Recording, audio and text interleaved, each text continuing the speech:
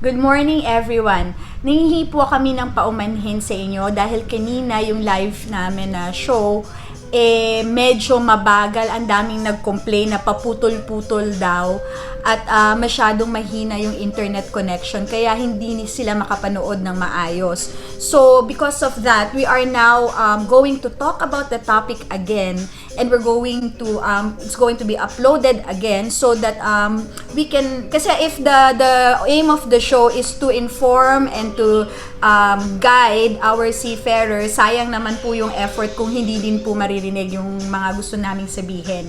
So mag-start po tayo ngayon. Ang question po is, totoo bang napakaraming trainings ng mga Filipino seafarers?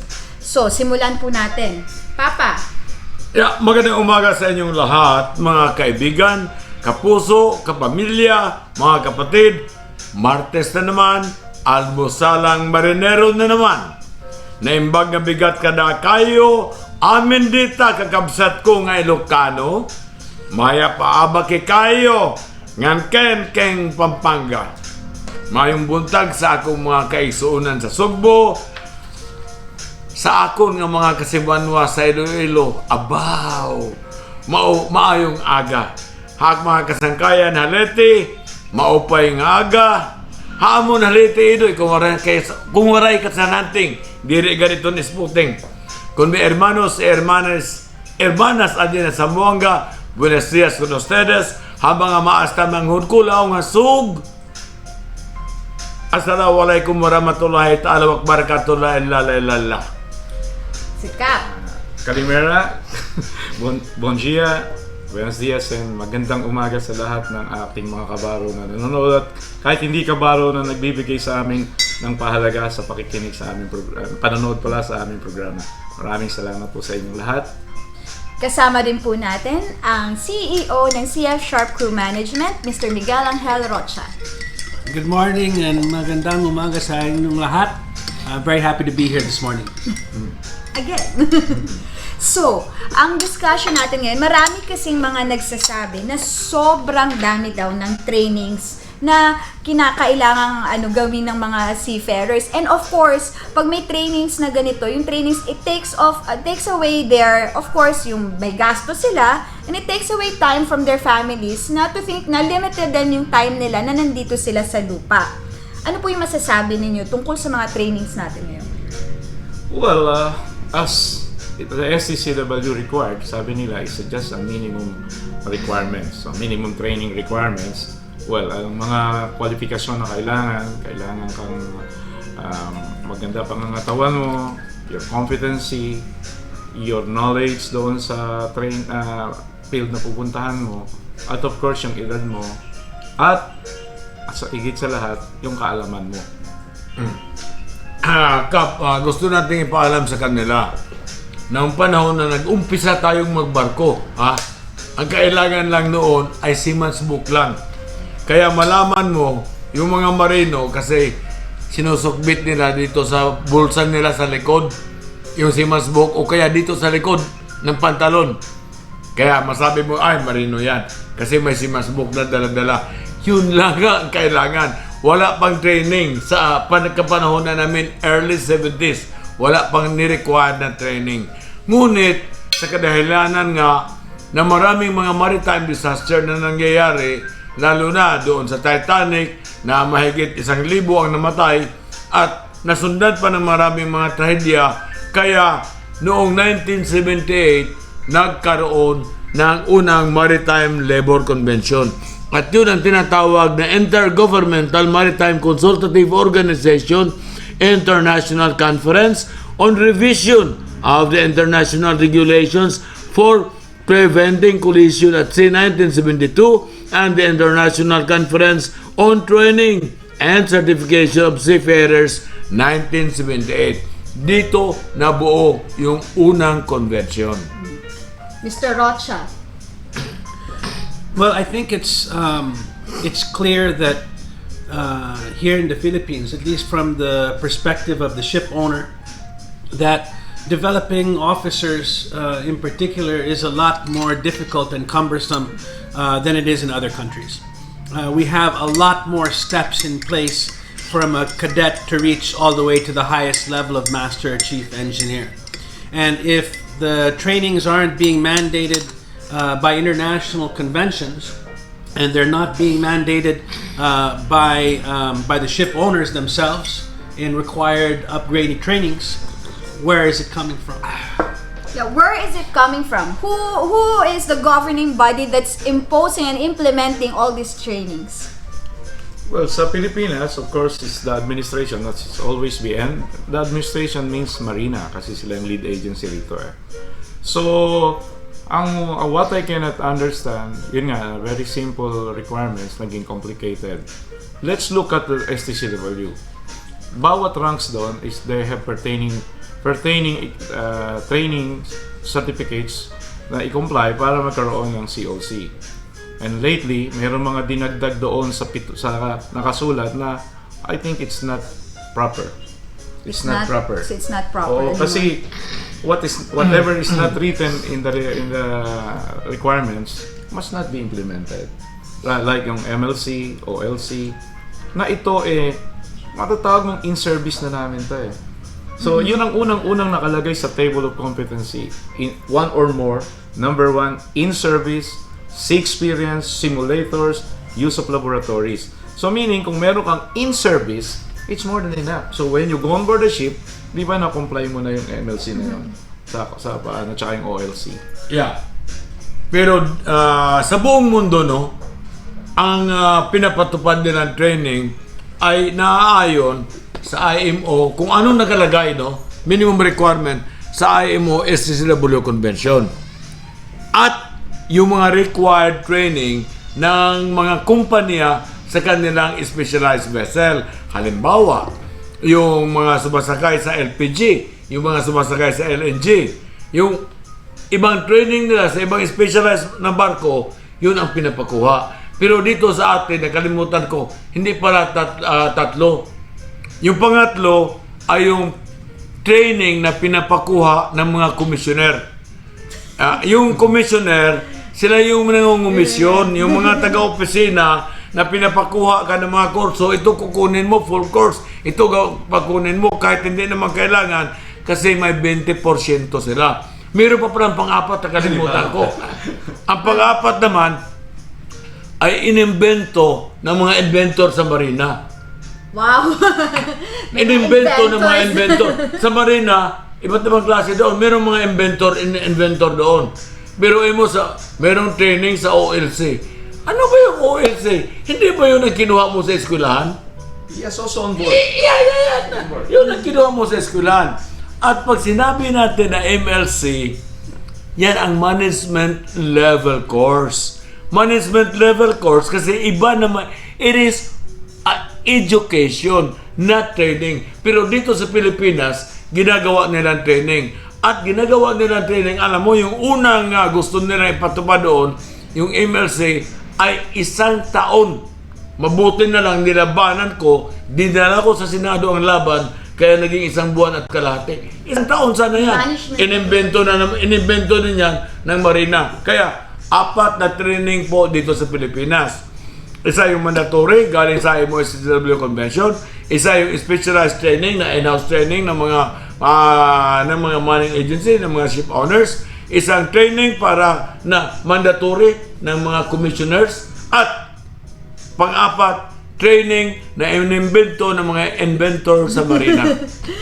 Apat lahat yan. Kaya marami. Well, the truth is, what happens on board is the true and last measure of someone's abilities. There is no officer who will advance in rank who cannot do the job on board the vessel. So I find it highly interesting that is going to be superseded by some requirement for training, as though being able to do the job on board the ship doesn't mean anything. Yes. Because also yung ginawang interpretasyon ng Marina is interpretasyon ng mga academes. But academes cannot run a ship. A medical captain or chief engineer can run a ship and owners always, prosper on them. Kasi they use their skills on doing that. Kasi, not because you're number one in the school will follow that you will be a good captain or chief engineer. It doesn't follow. Well, Totoo yan, marami yan, Well, marami wait yan. lang, Maraming mga galing sa eskwelahan. Pero pagdating sa barko, nag-iiba na. Iba yung nasa workplace ka. Oh. yung mga I'm just curious kasi 'di ba Marina is the one that's imposing all these trainings. But the people in Marina, are they qualified to implement and impose all these trainings? Do they even know what they're talking about or what they're imposing on people, on the seafarers? Well, as I said, Marina is run by people of all walks of life. No, they are not. Because kasi in order to be, sabihin na nating academics ka or what or anything, expert or specialist, you must excel on that in order to interpret it or to You have to be hand it an down expert. Yes. Yes. Not necessarily expert, your know-how. Know-how, yeah. Your know-how. Now, you have been there, I have practiced this. Kasi, sino ba ang mas magiging magaling na practitioner or yung mga, sabihin na nating mga PhD na, sabi ko nga, PhD kay kumpadre, PhD means puro hangin ang dala. Akala ka pahingi ng datong. Pahingi ng datong. Or parang hindi doktor. Parang hindi doktor. Parang hindi doktor. We have the most complicated system That's it. of training, That's true, certification, and licensure of any country in the world.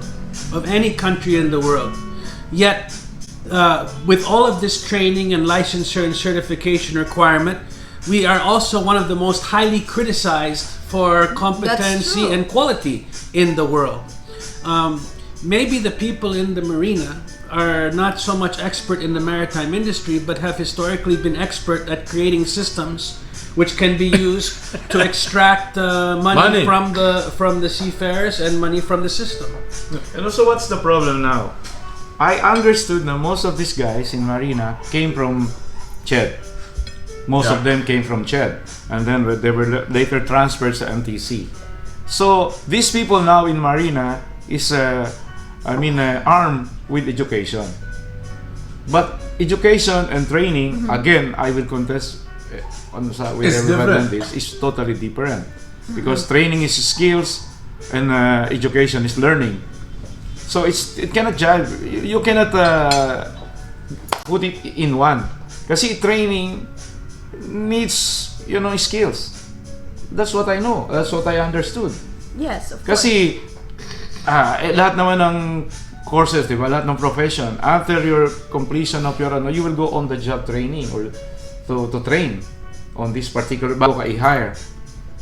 So Kaya, dito hindi ang nangyayari, it's included in our yung training, in-include na rin doon sa education. Well, That's complicates everything. But here's the thing, right? If you look at a cadet from another country, say Poland, Polish cadet comes out, they pass their board examination. Now they have their license, Yes. which is good all the way to the highest rank. Correct? Yes, I agree with that. Where does that cadet learn all of the skills and proficiencies to reach that level? It must be They on learn board- it on board on the board the ship. ship. Not So in the why is it good enough for every other country in the world to learn it on board the ship, that Filipinos must then come back and relearn it in a training capacity? Yeah, that's why SCCW first requirement in competency is in service. Again, I will repeat, in service. Yeah, this is the case. To prove that you are really capable, that is the in-service that we can show. Because your knowledge is being tested in the actual field. Wala nang mas maganda. Yes. Maganda na testing. Now, This galing is ako always sa isang my barko. contention. Naging engineer ako doon, third engineer ako. At nagkaroon ako ng excellent record bilang third engineer doon, bilang second engineer, bilang chief engineer. Pagkatapos, pagdating ko dito sa Pilipinas, ay dito pwede. Kailangan mag-training ka sa simulator, mag-training ka sa kailangan i-assess ka doon sa mga spare parts na binili namin sa nabutas doon sa junkyard. Kasi yan ang kailangan natin dito. Diyan ang naging mali. Kasi nandito sa IMO STCW Convention, may nakalagay dito, assessment of evidence obtained from one or more of the following. Number one, approved in-service experience. Number 2, approved training ship experience. Approved simulator training where appropriate. Approved laboratory. Ay dito sa Pilipinas, ang gusto nila simulator at saka yung laboratory. Bakit hindi yung pinaka-importante number 1 and 2 ang kukunin ninyong pinagbabasihan? Because we have proven our mettle in the actual field. Doon mismo sa barko na ipakita namin. No offense to all of my teacher, family, and friends out there. But to coin a phrase, they say, those who can do, those who can't do, teach. And what we're doing is we're trying to teach those who are actually doing. And that makes no sense at all. And if you get promoted, right? If a seafarer gets promoted, it means that seafarer has already proven his Correct. capacity, his ability to even his ship owner. So how come a desk worker somewhere here in the Philippines will tell that officer that no, you need this? Yeah, because Marina doesn't know this thing. Hindi nila alam eh. Kasi regarding do sa in-service na number 1, can you imagine somebody told me na yung in-service, wala pa kasi tayong structured in-service. Structured approved in-service. Kaya hindi raw pwedeng so that's why Marina cannot use it as evidence of your competency. Kasi wala pa raw tayong approved, structured in-service Evidence. Well, that's the thing, right? A ship owner on board can look at any of their crew and decide you deserve a promotion. You deserve to have an increase in rank based on what you're doing. But if that crew comes from the Philippines, they cannot do that. They say, okay, I'd like to promote you, but you have to go back and get some training and a new license that says that you can do what I already know you can do. Yes. Nice. I agree with And I have zero experience in doing myself. Because your government wants it. Because that is what your government asks you to do. Yeah, also my simple question about, Till, parang yung sining una, manok o itlog, just simple question. If our student now completed yung CCI, completed classroom instruction, and when he was about to go on board the ship and he's on board the ship, what is he, a cadet or a student? He is still a student. No, but we do not like student, we want cadet. But we will not teach them on board. They will put into practice whatever they learn from the classroom instruction. That's how to be a cadet. But the problem now is we are teaching sextant and radar in the school, classroom instruction, and on board it's paperless. Can you imagine the big difference on this? Yes, but and then, if I ask this, I look like crazy for asking this. And then when they go on board, it's paperless. And then pagbalik dito, ipapatrain sila to do all the... What to do? Diyan Parang nga, regression. mga kabaro, nananggalaite ako sa galit. Kasi ngayon sa Marina, ang bagong assessment nila ay kailangan daw may assessment sa sextant. Ay Madre Mia, Panginoon kong buhay, wala nang sextant sa barko. Ngayon, babalik ka na naman, i-assess ka naman sa sextant. At paano gagawin yung assessment dito sa mga assessment center? Gagawin mo sa loob ng classroom o aakyat ka sa itaas ng building? Ilan ang pwede mong ma-assess sa isang araw? Ilang minuto ba pwede? Pwede raw pa rin, may narinig ako doon sa nag-comment sa'yo. Use a lamp and inside the room, use a lamp and bring it on a basin of water. And if EMSA will see that, do you think they will agree on Then they use their... You see how these academes, speak? Ganon sila mag-isip. Ganon sila. Bakit mo pahihirapan na pabalikin mo sa mga gamit na nag-short pants pa noon sa Magellan, yung mga sextant na yan, samantalang walang Pilipino na opisyal ng barko na pinababa dahil hindi marunong gumamit ng sextant. Ngunit may kapitan na pinababa dahil hindi siya marunong gumamit ng ikdes. Nangyari yan. Diyan na-expose talaga ang weakness ng ating educational and training, bro. Kasi in school, you already learned this sextant and radar. They already taught you the basic of the theory of this. And then, gagawin pa ulit same assessment. Di ba redundancy na yun? Napasa mo na eh. You were graded there. No. You passed. Para bang may college diploma ka na. Ha? May college diploma ka na, kapitan ka na eh. O chiefmate ka na, whatever. Tapos, sasabihin nila, balik ka sa kindergarten kasi kailangan talaga natin maging kindergarten tayo ulit. Diyan ako nangagalaiti sa galit eh. In my case, I will not, for example, if a practitioner is there, well, unfortunately, we have so many practitioners there sa board. But of course, I think they're influenced by outside opinion. Yeah. Kasi, imagine, if you are a captain, you are going to use sextant as your assessment. I'm sorry, but I think I will not grade you as Captain A or what. Because how can you assess a guy on a sextant wherein you need skills on this by using that, to tangent a lower limb of the sun or stars? You don't learn that in the book. You need skills on this. Your pulse, your everything. And this is learned by skills, but you cannot teach this. Yes. And now they're going to use it as assessment. And how can you do that as assessment? There are so many factors, so many factors to affect. For example, the guy who is be assessed is 5-footer and I'm 6-footer, and we have one sextant with, two sextants each of one has.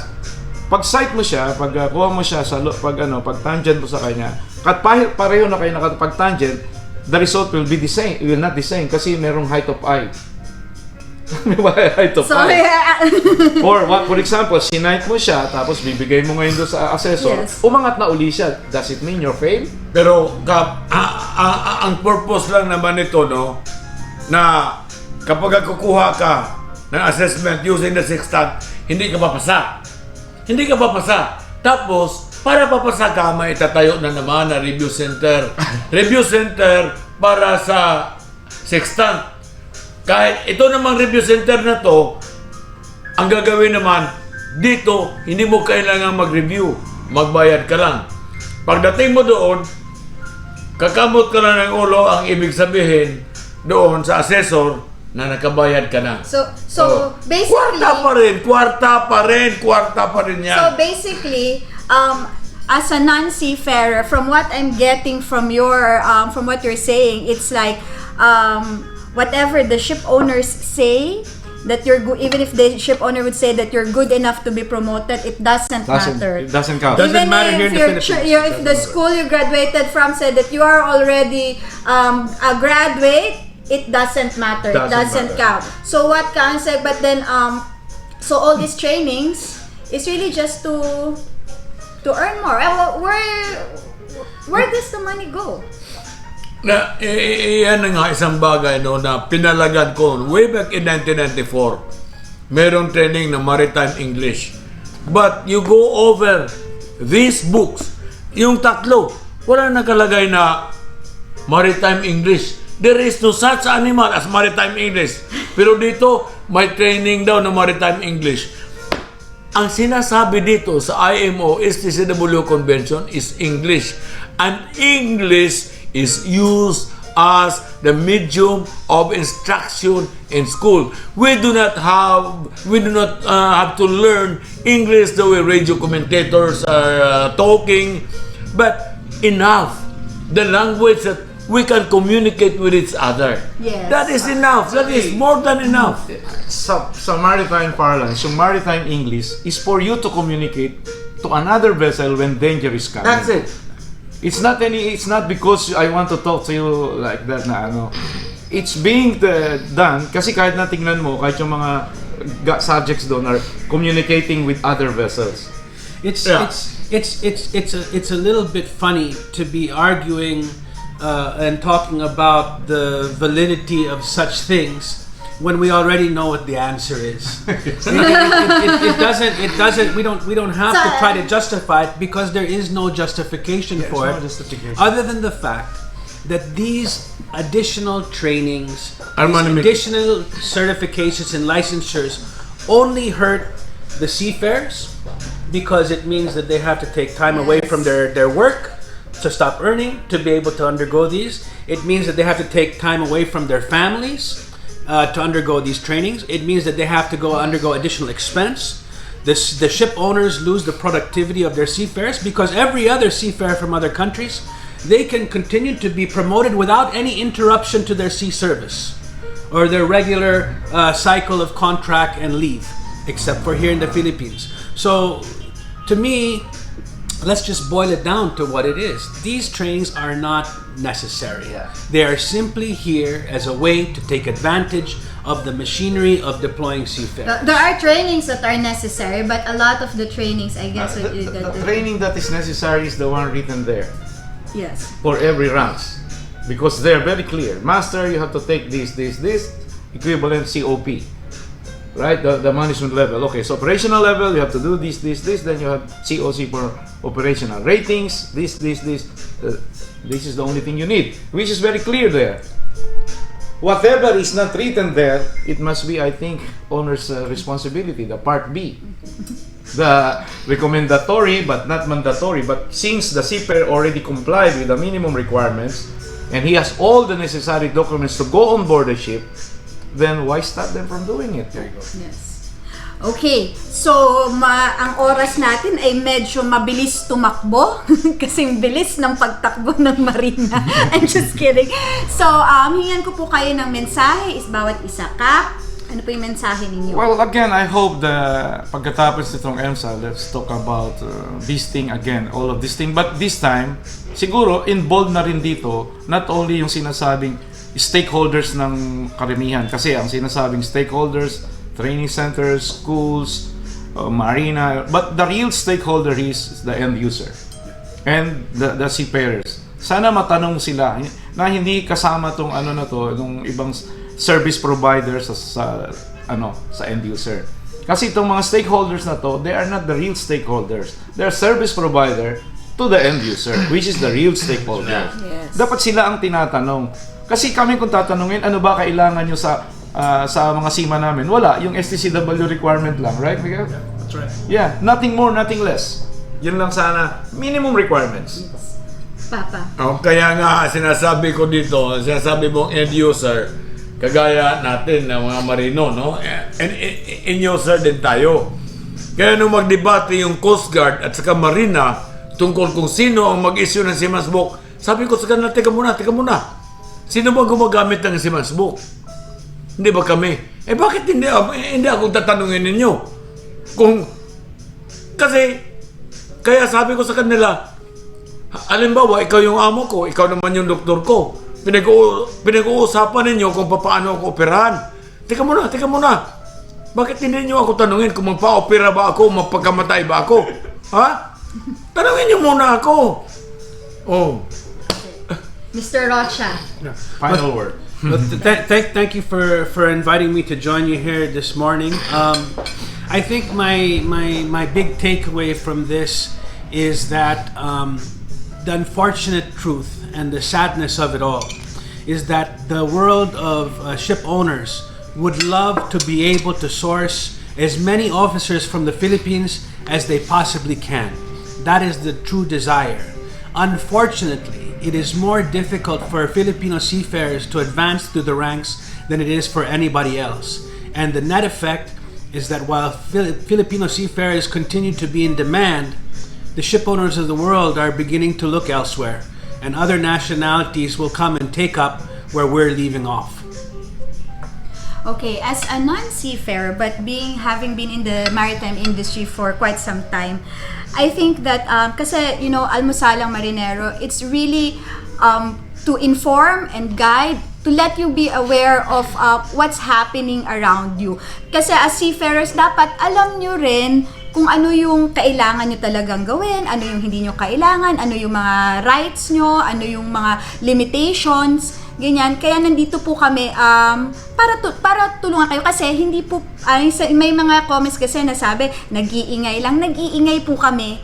Kasi gusto namin na maintindihan nyo kung ano ngayon yung sitwasyon natin. Kasi ang nangyayari ngayon with all this yung sa marina, yung it's kind of like self-sabotage. Kasi ang mga seafarers natin, bilyones billions of dollars ang pinapasok dito sa Pilipinas. So when you hit that, pag nawala yung industriya natin, it will affect our country's economy.